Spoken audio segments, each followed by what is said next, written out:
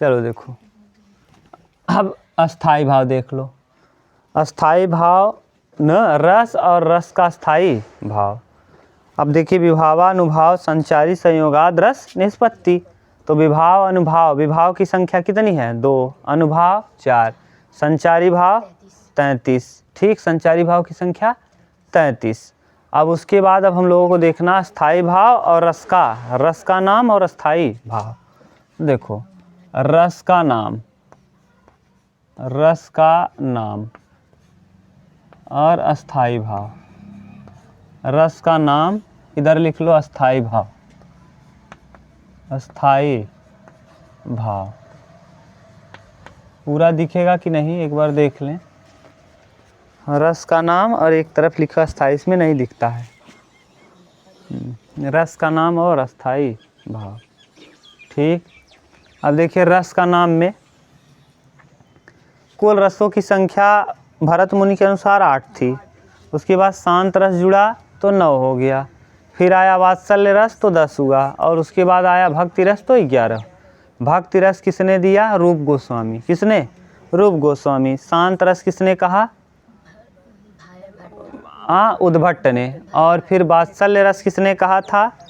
विश्वनाथ ने। वात्सल्य रस विश्वनाथ। ठीक, और 8 रस तो जानते ही हो। अब देखो हम लिखते जा रहे हैं, 9वां 10वां 11वां बाद में लिखेंगे। पहले रस लिखो, सबसे पहले शांत रस। अच्छा, शांत रस 9वां है, जाने दो इसको। पहले श्रृंगार लिखो। श्रृंगार के बारे में कई कहानियां हैं, और श्रृंगार ऐसे ही रहेगा। श्रृंगार रस, रस का नाम श्रृंगार है। श्रृंगार के बारे में 4-5 चीज़ें हैं।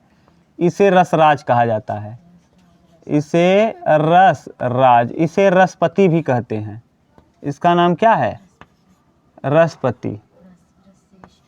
रसपति या रसराज, रसपति, रसश्रेष्ठ, रसश्रेष्ठ, रस प्रधान, रस श्रेष्ठ, श्रेष्ठ, रस प्रधान, रस प्रधान। इसका कई नाम है। प्रधान, रसों का राजा, रसों का राजा।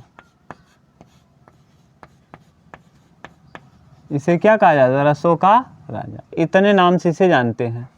ठीक, अब देखिए श्रृंगार रस का स्थायी भाव होता है रति या प्रेम। श्रृंगार रस का स्थायी भाव क्या?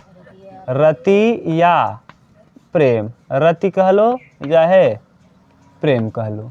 तो आपसे पूछेगा, पहला है इधर श्रृंगार रस, ऐसे श्रृंगार लिखा जाएगा। श्रृंगार रस का नाम श्रृंगार रस, अस्थाई भाव का नाम रति या प्रेम। दूसरा रस लिख लेना, करुण रस।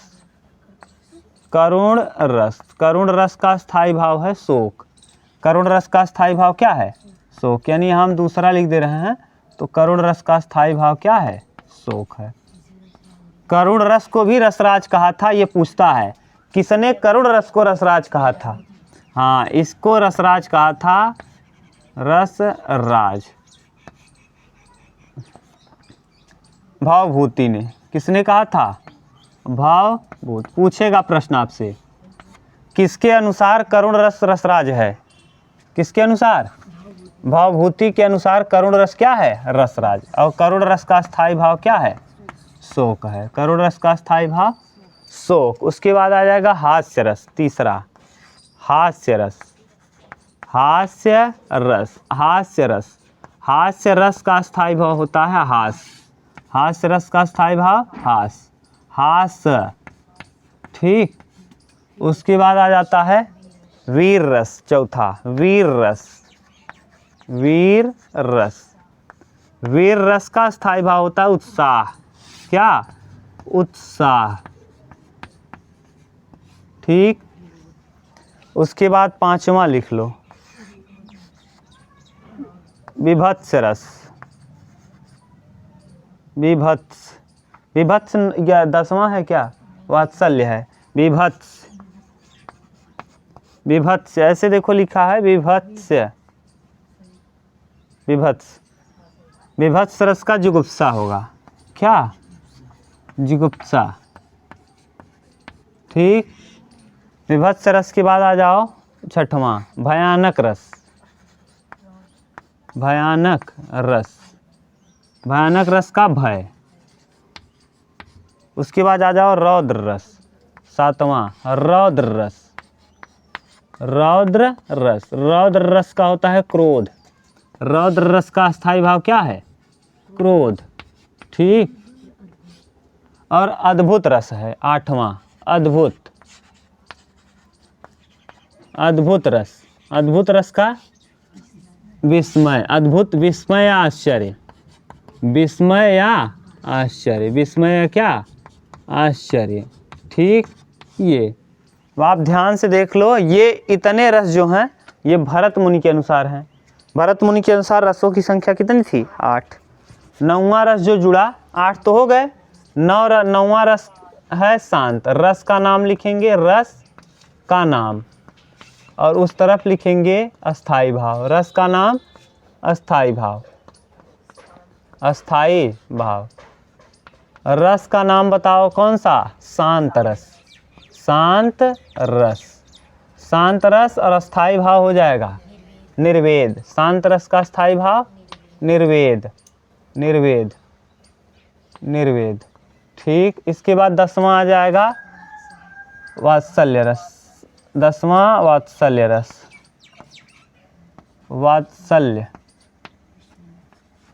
वात्सल्य रस का स्नेह, वात्सल्य रस का स्थायी भाव स्नेह या प्रेम। ठीक। अब 11वां आ जाएगा भक्ति रस। 11वां आ जाएगा कौन सा रस? भक्ति रस। ये 11वां भक्ति रस, भक्ति रस। भक्ति रस का हो जाएगा देवरति, देवरति, देवरति। अब इसमें देखो हम तीर ऐसे क्यों खींच दिए हैं? तो शांत रस को 9वां रस कहा जाता है, और 8 में इसको जोड़ देते हैं तो 9 रस कहलाता है। 8 रस ये और ये 9वां, तो 9 रस। शांत रस को जिसने दिया था, शांत रस के प्रणेता या प्रतिष्ठापक हैं उद्भट। कौन? उद्भट, उद्भट जी हैं। ठीक, उद्भट जी। उसके बाद अगर वात्सल्य रस का पूछ लेगा प्रणेता, विश्वनाथ हैं। कौन? विश्वनाथ। रस को काव्य की आत्मा किसने कहा था?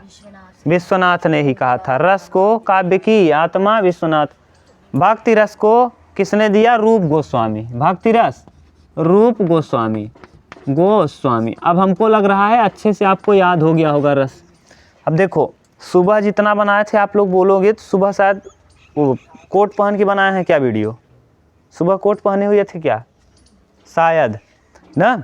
इस टाइम कोट नहीं पहने हैं, तो आप बोलोगे तो पूरा इसको भी, अस्थाई भाव को भी उसी में जोड़ के तब कर देंगे। अरे कोट से क्या होगा ना। अब उस समय बारिश हो रही थी और लड़के भी आ गए, तो इस वजह से आधा हुआ था। इसको भी कहोगे तो वीडियो में क्या कर देंगे? जोड़ देंगे। 30-32 मिनट का 30 मिनट का बना होगा, इसको भी डाल देंगे 10-15 मिनट, 40-45 मिनट का हो जाएगा। और कहोगे तो अलग से कर देंगे, इसको डाल देंगे। जैसा आप बोलो, क्या करें? अलग से? चलो अलग से ही डाल देंगे, बस इसको अलग से ही डाल देंगे, कोई बात नहीं। अब आप पहले बताओ, रस माने रस के कितने अंग थे? आपको बताए थे 4 अंग। रस के कितने अंग? 4। अस्थाई भाव, विभाव, अनुभाव और संचारी भाव। तो रसों के अगर अंग में अस्थाई भाव की संख्या आपसे कहे थे तो 9 या 11, 9 या 11, यहाँ तक को 9 कहते हैं, और ये दोनों जोड़ दोगे तो 11, 9 और 2 11।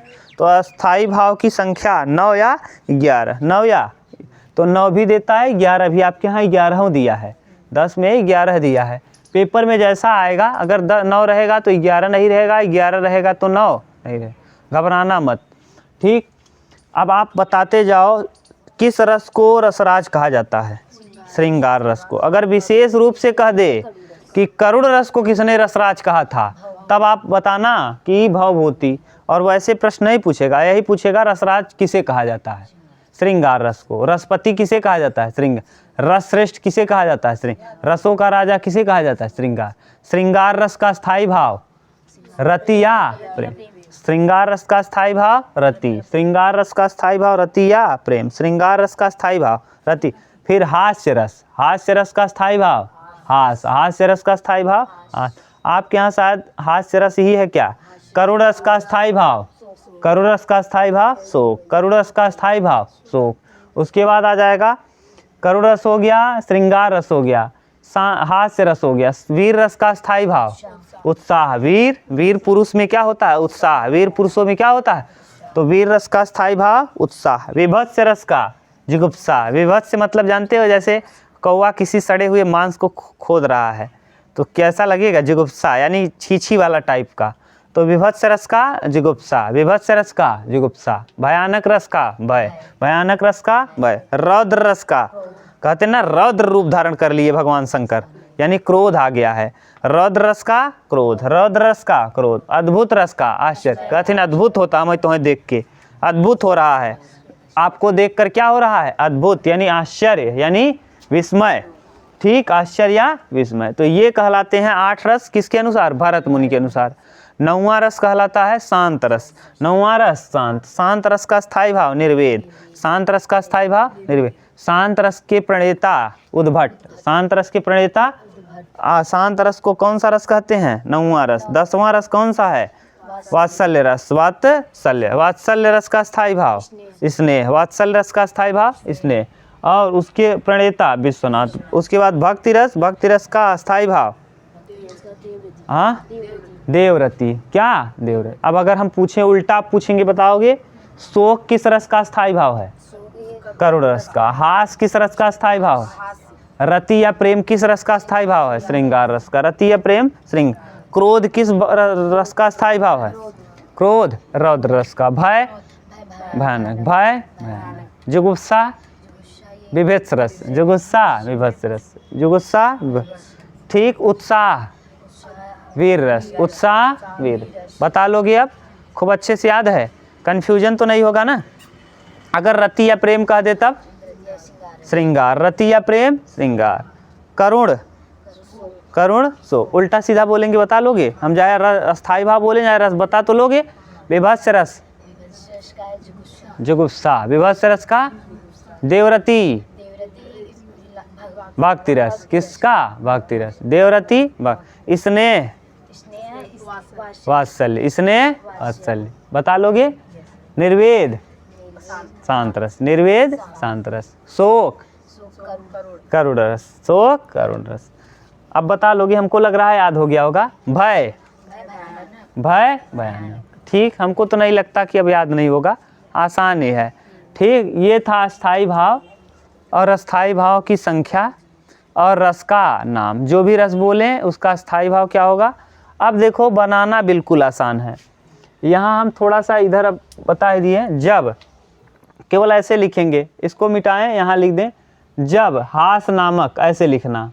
जब हास नामक, यहाँ जोड़ देना। जब हास नामक अस्थायी भाव, विभाव, अस्थायी भाव, विभाव, अनुभाव और संचारी भाव आपस में संयोग करते हैं तो किसका निष्पत्ति होता है? हास्य रस की निष्पत्ति होती है। बस कुछ नहीं, अगर याद है तब, बस एकदम आसान से जोड़ लोगे ना। जब हास्य, जब मान लो शोक नामक अस्थायी भाव, विभाव, अनुभाव और संचारी भाव, माने 4 आपको अंग बताए हैं, चारों को जोड़ना है जब लगा के। जब शोक नामक, शोक किस रस का है इतना याद रहना है। जब शोक नामक अस्थायी भाव, विभाव, अनुभाव और संचारी भाव आपस में संयोग करते हैं तो करुण रस की निष्पत्ति होती है। हे खग मृग हे मधुकर श्रेणी, तुम देखी सीता मृग नैनी। यानी जब भगवान राम दुखी हैं तो उस समय देखिए भगवान की पीड़ा को सोचिए। इतनी पीड़ा है कि भगवान पक्षियों से, शंकर भगवान, पार्वती जी कहती हैं शंकर भगवान से कि ये प्रभु हैं, और पक्षियों से पूछ रहे हैं कि हे खग, हे पक्षियाँ, हे मृग, हे हिरण, हे खग, हे मृग, मधुकर श्रेणी, और तुम देखी सीता मृग नैनी। मृग के समान नैनों वाली सीता को आपने देखा है? अब सोचो, भगवान राम भगवान होते हुए भी किससे पूछ रहे हैं? इतना व्याकुल हैं कि सीता को रावण ले गया है। रावण को ये मत सोचना, रावण इतना बलवान और इतना बुद्धिमान था, सीता को कभी हाथ नहीं लगाया। राक्षस की श्रेणी में भले से आता था, सीता की मर्जी के बिना उसने कभी, अगर वो उठा के ले जा सकता था तो सीता को हाथ भी लगा सकता था, लेकिन हाथ नहीं लगाया। इसीलिए उसको बहुत बड़ा विद्वान भी माना जाता है, बहुत बड़ा विद्वान था। ठीक, तो रावण लेके गया तो भगवान राम विरह में क्या कह रहे हैं, हे खग, हे पक्षियाँ, हे मृग, मधुकर श्रेणी। अगर आज के समय का मानव होता और भगवान राम की जैसे शक्तियाँ होती तब रावण को तबाह कर देता। लेकिन भगवान राम को सोचो ना कि भगवान राम किस तरीके से हैं, कि माने सत्यवादी कितने हैं और कितने आदर्शवान हैं। आज तो भगवान राम के नाम पे भले से आप लोग कुछ कर लो, लेकिन भगवान राम के जैसा कोई है नहीं। हे खग मृग है, सोचो इतने बड़े भगवान होकर के पक्षियों से पीड़ा अपना बयां कर रहे हैं। हे खग, हे पक्षियाँ, हे मृग, हे हिरण, हे खग मृग, हे मधुकर श्रेणी, तुम देखी सीता मृग नैनी। मृग के समान नैनों वाली सीता को आपने कहीं देखा है? विरह में रो रहे हैं, सोचो। और पक्षियों से पूछ रहे हैं इतने बड़े भगवान होकर के। वो चाहते तो सब जानते हैं, अंतर्जानी है ना, कहा नहीं जाता अंतर्यानी। इसके बावजूद वो पक्षियों से भी पीड़ा अपना वेदना बोल रहे हैं। तो ये है, आपको कुछ नहीं, केवल लगाना है जब, और यहाँ लिखना है अस्थाई भाव। क्या लिखना है? अस्थाई भाव। जैसे करुण है तो शोक, हास है तो हास्य, हास्य रस है तो हास, वीर है तो उत्साह। जब उत्साह नामक अस्थाई भाव विभाव, यहाँ हमेशा क्या लिखना है? इस जगह पे हमेशा अस्थाई भाव लिखना है। जब रति नामक अस्थाई भाव विभाव अनुभाव संचारी भाव आपस में संयोग करता है तो श्रृंगार रस की निष्पत्ति होती है। लेकिन आपके यहाँ शायद करुण रस है, करुण रस का अच्छे से बता दिए। करुण रस का स्थायी भाव है शोक। करुण रस के विषय में खूब बता दिए कि हे खग मृग, हे मधुकर श्रेणी, तुम देखी सीता मृग नैनी। और मान लो अगर करुण रस न आए, आपसे पूछ ले कि आप बताओ हास्य रस, तो लिखेंगे जब हास नामक अस्थाई भाव विभाव अनुभाव और संचारी भाव आपस में संयोग करता है तो हास्य रस की निष्पत्ति होती है। इसका एग्जाम्पल लिखेंगे, बुरे समय को देखकर गंजा तू क्यों रोए, और किसी भी हालत में तेरा बाल न बांका होए। अब बताओ, कितना भी बुरा से बुरा समय आ जाए, गंजे का बाल बांका हो सकता है? बाल ही नहीं है तो बांका कहाँ से होगा? तो बुरे समय को देखकर गंजे तू क्यों रोए, और किसी भी हालत में तेरा बाल न बांका होए। ठीक कर पाओगे? ये है। अब हम लोगों को दूसरा अंग देखिए, रस के कितने अंग थे? 4। पहला अंग था अस्थाई भाव, अब दूसरा अंग है विभाव। विभाव, उसके बाद विभाव के कितने भेद? हाँ, अब विभाव अनुभाव हम लोग करेंगे अगली क्लास में। ठीक।